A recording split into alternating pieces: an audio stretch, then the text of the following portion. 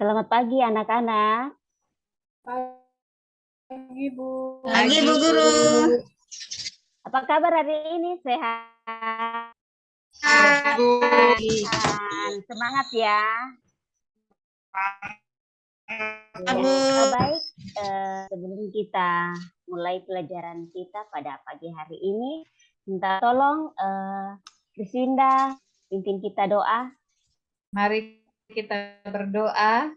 Berdoa selesai. Terima kasih, Kris. Baik, kita lanjut.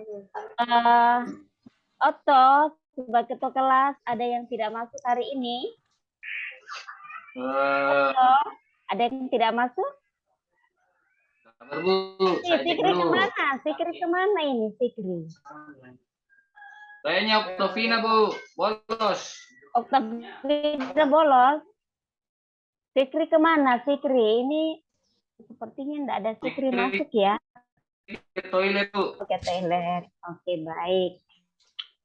Oke, ini ada dua teman kalian yang belum ada dalam kelas. Oktovina bolos dan Fikri izin ke toilet.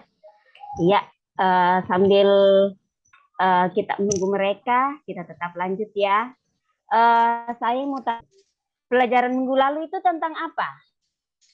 Kita sudah belajar tentang prosedur ya, teks prosedur ya. Iya. Iya, Bu. Ada yang masih ingat teks prosedur itu apa? Masih.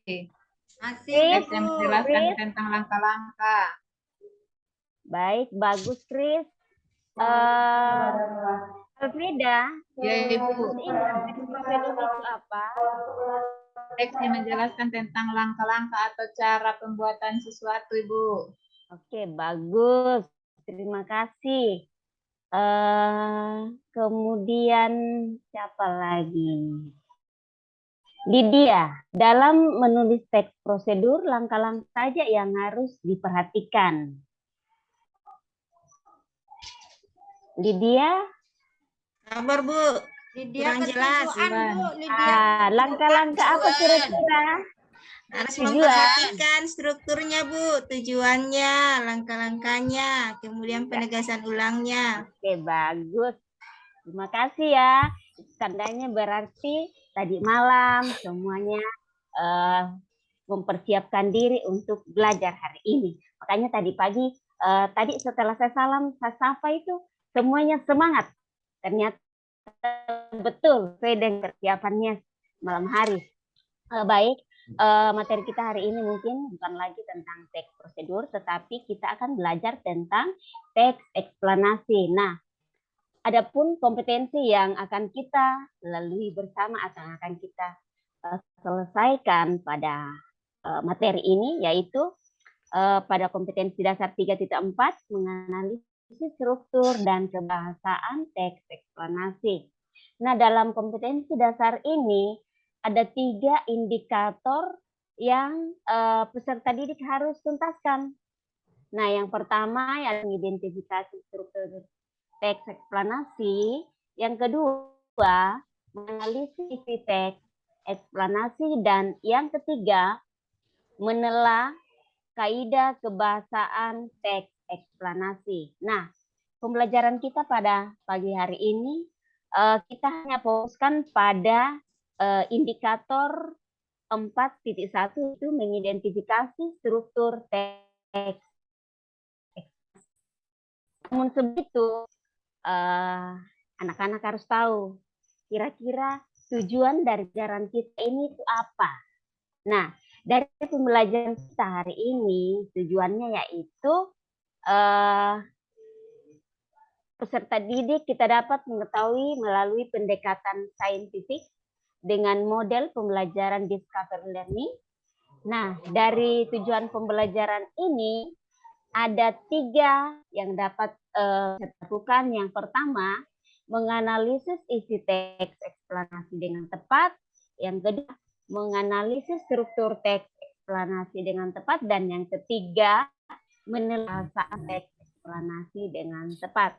Namun tadi sesuai dengan materi kita bahwa kita akan fokus pada menganalisis struktur teks eksplanasi dengan tepat. Adapun materi kita yang pertama, pengertian teks eksplanasi. Yang kedua, contoh teks eksplanasi. Yang ketiga, ciri teks eksplanasi. Yang keempat, struktur teks eksplanasi. Dan yang kelima, kaidah kebahasaan teks eksplanasi. Nah, kita masuk pada bagian pertama, yaitu pengertian teks eksplanasi.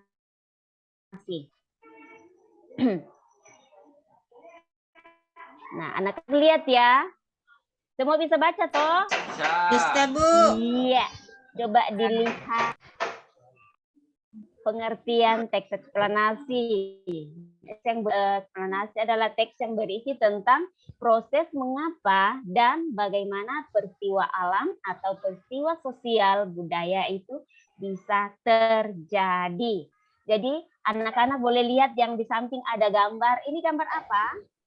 Longsor. Tanah Iya, longsor. tanah longsor. Ini kira-kira masuk ke dalam peristiwa apa atau fenomena apa? Apakah Bencana alam, alam. apakah Alam. sosial atau budaya? Bencana alam. Bencana alam, Bu. Iya, bagus. Nah, yang berikut, ciri-ciri teks eksplanasi. Yang pertama, strukturnya terdiri atas pernyataan umum, urutan sebab akibat, dan interpretasi. Perhatikan ya, ciri-ciri teks eksplanasi itu. Yang pertama, strukturnya terdiri atas pernyataan umum, urutan sebab akibat, dan interpretasi.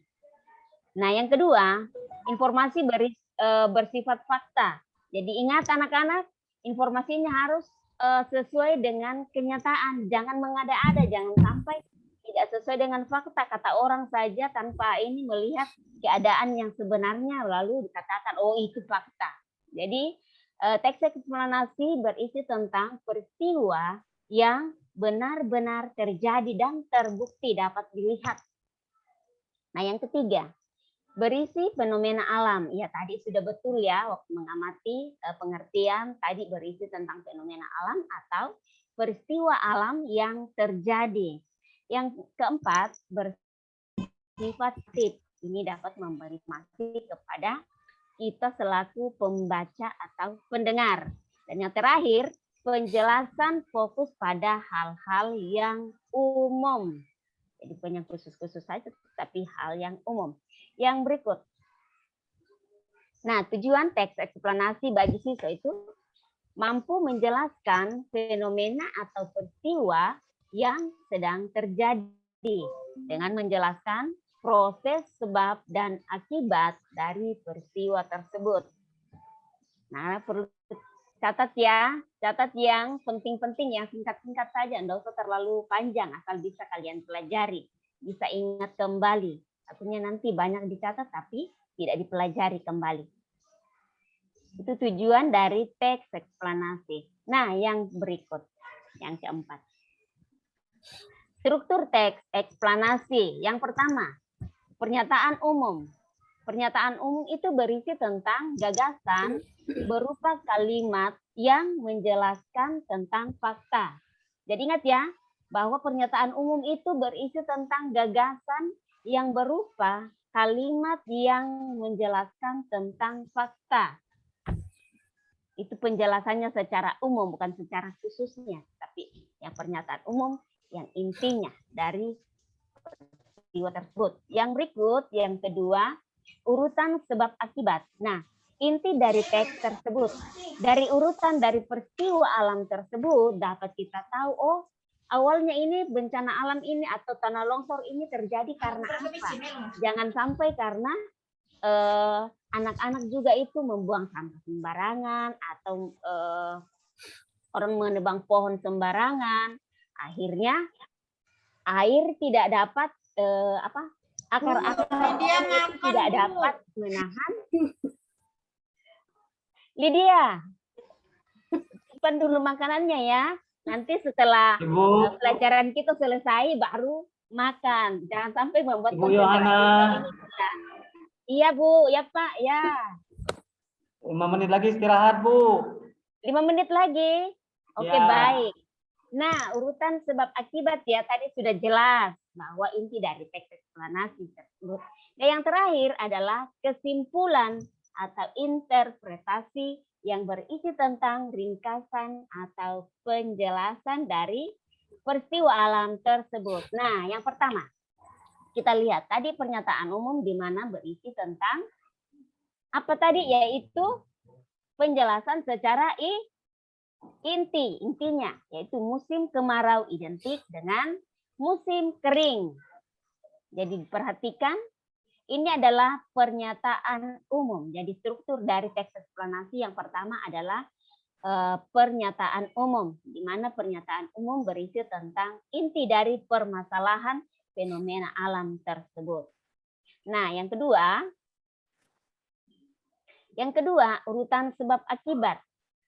Nah, adanya peristiwa alam kekeringan dapat mengakibatkan, yaitu anak-anak sulit mencari air bersih. Selain daripada itu, tanaman juga tidak bisa tumbuh, bahkan banyak yang rusak. Ternak-ternak juga bisa mati karena kekeringan atau sumber air sejauh. Kalau Papua katanya sumber air sejauh, bukan lagi sumber air sedekat. Yang berikut, yang terakhir yaitu interpretasi, ancaman kebakaran. Nah, ini dia. Karena adanya kekeringan tersebut dapat mengakibatkan kebakaran hutan. Nah, apabila terjadi kebakaran hutan, maka inilah yang dapat mengakibatkan ini longsor mudah sekali terjadi. Nah, anak-anak, dari penjelasan Ibu Guru hari ini, apa ada yang kurang jelas? Sudah jelas, Ibu. Jelas, Bu. Ada yang belum dimengerti? Sudah mengerti, Bu. Oke, baik. Berdasarkan Sudah mau istirahat, Bu Guru. ya. Sudah mau istirahat. Oh iya, sedikit lagi ya. Baik, saya akan berikan tugas, yaitu menganalisis struktur teks eksplanasi yang ada di LKPD yang Ibu sudah bagikan. Perhatikan ya, kalian bisa menentukan mana yang termasuk pernyataan umum, mana yang termasuk sebab akibat, dan mana yang termasuk interpretasi. Bisa dimengerti tugasnya? Bisa. Oke, saya kasih waktu 15 menit ya untuk mengerjakan. Sendiri-sendiri ya, Bu. Guru. Ya, oke. Untuk Guru kerja pekerjaan sendiri ini, kan kelompok. untuk pekerjaan ini sendiri-sendiri, karena nanti akan ada tugas kelompoknya. Jadi ini untuk sendiri-sendiri. PR Kak, Bu. Lain. PR-nya nanti itu beda. Ini untuk pekerjaan hari ini. Harus Bu Guru, selesai kami ya. mau istirahat ini, Bu Guru. Nanti kami Sedikit tidak lagi. makan nih, Bu. Nanti Tenang. kantin Bu. tutup lagi. Oke, baik. Kantin tutup, Bu.